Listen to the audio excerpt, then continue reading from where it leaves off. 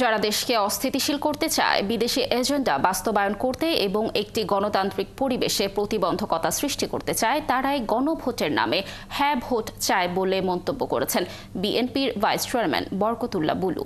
দুপুরে নোয়াখালীর চৌমোহনীর একটি রেস্টুরেন্টে জুলাই আগস্ট গণঅভ্যুত্থানে শহীদ পরিবারের মাঝে জিয়াউর রহমান ফাউন্ডেশনের পক্ষ থেকে ঈদ উপহার সামগ্রী বিতরণ অনুষ্ঠানে তিনি এসব কথা বলেন।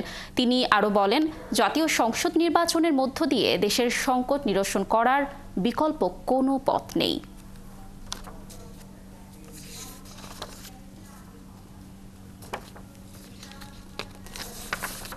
জোট 50টি রাজনৈতিক দলের যে জোট, সেই জোট একটি কথাই বলে, সেটা হলো জাতীয় নির্বাচনের মাধ্যমে সরকার আসবে। জাতীয় সরকার ছাড়া, নির্বাচিত সরকার ছাড়া দেশের সংকট মোচন করার কেউ নেই।